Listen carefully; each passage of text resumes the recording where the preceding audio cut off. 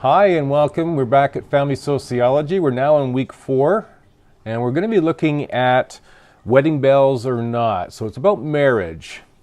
And as a society, we're still very much about the value of marriage. And it's a socially, legally, and or religiously recognized union of people who commit to one another, and our societies celebrate that, and it's part of our traditions. And it's still very much something we in Canada still value pretty significantly. It's still considered the norm. However, there are other routes to getting to family life. It used to be that marriage was the only way to get into the family life, but now there's alternative ways, of course. In our societies, most families are based on marriage. The relationship of husband and wife is usually forms the basis of all the interaction of all the other family members. So based on that relationship, typically it relates to children, the extended family, as being a part of that whole relationship seems to be the basis of that interaction and how we interact with one another. The roles filled by partners, their levels of satisfaction, the way that they organize family life, these all have an impact on the development of children. So how mom and dad interact and the roles that they play, how satisfied they are in those roles, and the way that they organize family life, about what sorts of patterns of the day do they do, when do they have dinner, how do they have dinner, when are bedtimes, how do they parent children. All of this, of course, has a huge impact on the development of children. But there's current alternatives to marriage. I mean, cohabitation is going to be explored in this chapter around an alternative way to family life that doesn't involve marriage. And because family patterns have changed over the past decade, especially in the shift from single earners to double earners or dual earners, it's important to look at the changes in roles, as well as the new strains experienced by couples today that weren't experienced in the past, and strains that from the past that aren't being experienced today, but are new experiences and new strains. The chapter concludes by looking at long-lasting, successful marriages. So I hope you'll find this useful. There's lots of good information here. This is sociologically based, so a lot of this is based on research, both the qualitative and the quantitative approach to research. So I hope you find it interesting. Now, when we look at marriages, a wedding ceremony has two functions. It's a public acknowledgement of creation of a new family. There's a ritual that's organized by the family, marking changes in status and roles among family members. We dress up, we invite people, there's a procedure, there's a way that we do this. And all of this is a way of celebrating and expressing to society, to the community, to our friends and family, a commitment that two people make to one another to start a new family. Now, historically, the family has been the central organizational unit in most of all societies. In Canada, the proportion of married people has been declining over the past few decades, but the proportion of those who were divorced and those who were never married has also been increasing. Cohabitation becomes more acceptable among young adults, and since 2005, same-sex marriages have been legal. Now, marriage is a legally and socially recognized union. There's the Marriage Act, or Marriage Prohibitive Degree Act, that identifies people, example brothers and sisters, who can't marry.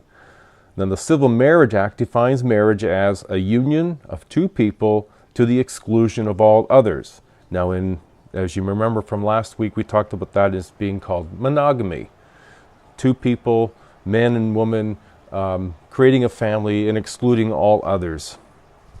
In societies such as Canada, in which there's a high rate of divorce and remarriage, sociologists have coined the term serial monogamy. Serial monogamy, basically, if you are in a couple as a marriage and you might go through a divorce and then you get remarried to somebody else, you're still at the exclusivity of everybody else. So they call that serial monogamy, repetitive monogamy, to describe a series of marriages to different partners, although only one at a time. Now, polygamy, this is marriage of one person to more than one person of the opposite sex. So We see some communities and some groups that support polygamy. Polygyny is the marriage of one man to several wives. Since it's the most common form, many polygynous marriages are mistakenly called polygamous. The practice in many Muslim countries, some African societies encouraged by early Mormons in the U.S. Soror polygyny is a marriage of one man to several wives who are sisters. And then polyandry is the marriage of one woman to several husbands. This isn't as common as would be polygamy or polygyny. Now, when you see the chart, what you're seeing in this chart is the marriage rates in Canada from 1921 to 2008. And it's a measure of marriages that occur in any given year, excluding common law unions and already existing marriages. So this would be representative of new marriages in a given year.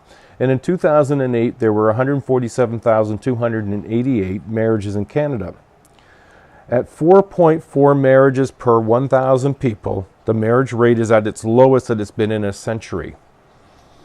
That's in and around the 2008 period. That's 4.4 marriages per 1,000 people. That's the lowest it's been in the past century. So the rate of marriage has been much higher in the past than it is currently, even though it's still considered the norm. There's social, economic, and legal factors that determine the age at which a person marries. After the Great Depression, the rate reached almost 11 to 1,000, peaked at 1970, as baby boom generation entered adulthood.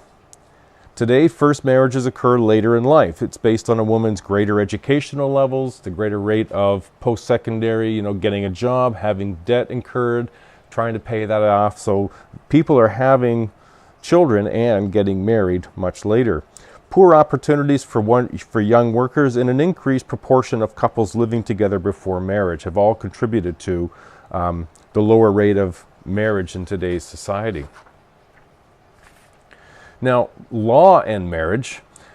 When you think in terms of the law and marriage, marriage is a legal contract governed by law. And in Canada, both partners must be 18 years old, may marry at age 16 with parental consent. Marriage of convenience, a marriage where the sole purpose is for the spouse to immigrate legally to Canada, and same-sex marriages are legal in Canada since 2005. Now, marriage brings with it both rights and duties. Partners have a right to sexual access to one another, to be taken and treated kindly, to expect faithfulness, to use family assets together. Partners have a responsibility to support one another and any children they might have. Divorce is granted if one partner refuses sex, has extramarital relations, or is cruel towards another. Now, we'll see later whether divorce laws have changed to make divorce easier for those sorts of reasons. Some couples draw up a prenuptial agreement. It's a legal document that alters the effect of the law, and it usually applies to property. If common law couples break up, rights to assets are often not well defined by law. As a result, some sign a cohabitation agreement. Now, marriage in the family circle, well, marriage once marked that it was an individual had reached adulthood and gained entry to approval of sexual relations, cohabitation, and parenthood. It was a marker, a social marker, if you will. Today, marriage is no longer an official sign of adulthood. In fact, marriages are delayed. The ability to support one another financially is more a marker of adulthood. Widely available contraceptives means that parenthood could be postponed. Women are now more in the workforce and not necessarily dependent on men for support. From a developmental perspective, transitions to a successful marriage involves establishing a couple identity. This is where marriage involves a commitment to a new family system and couplehood. This is also known as we-ness. And then secondly is defining their boundaries. Couples who have lived together before marriage report that their relationship changes after marriage. You maintain a household, responsibility for childcare and housekeeping, managing their relationship. Husbands and wives have been members of various microsystems, but must now renegotiate as a couple their relationship with these groups. Intercultural marriages may also make this adjustment more difficult for couples. So when we think in terms of the intercultural marriages, mixed couples can come in, as you know, in a variety of kinds. Opposite sex, same sex, common law, married couples in which one spouse or partner is a member of a visible minority group and the other is not, as well as couples comprised of two different visible minority groups. In 2006, nearly 4% of Canadian couples were considered mixed couples. Younger, better off socioeconomically, more likely to live in large urban areas as well. So you might ask yourself, in a sense, well, why marry? Marriage provides an enforceable trust. Legal provisions for support and sexual fidelity provide the couple with a degree of security. Now we know that, we'll see later in this chapter, where that's not always the case. However, that's essentially what the bond of marriage is a symbol of, and there are legal provisions to support that.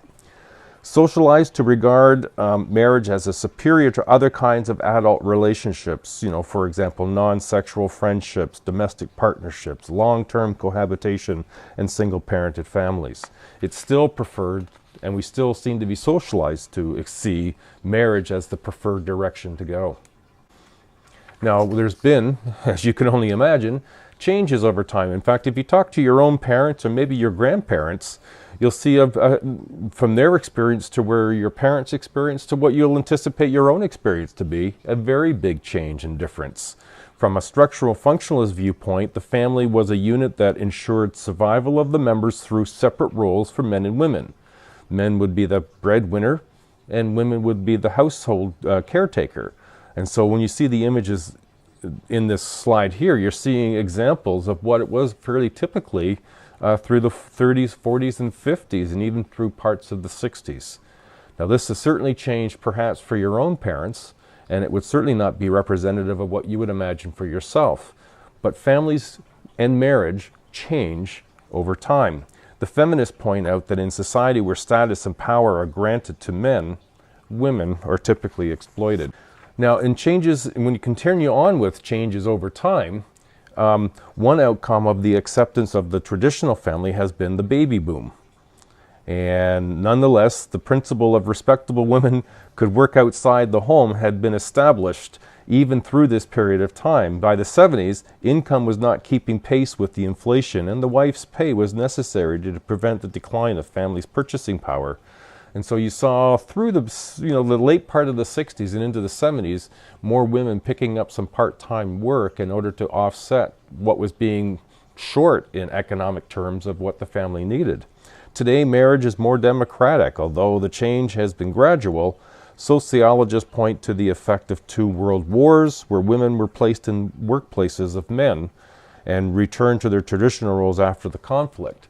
So particularly after World War II, when men were at war, women were doing much of the factory work that men had been doing and had started to establish a little bit of independence and making money. And it was difficult once the war was over and men came back to their jobs.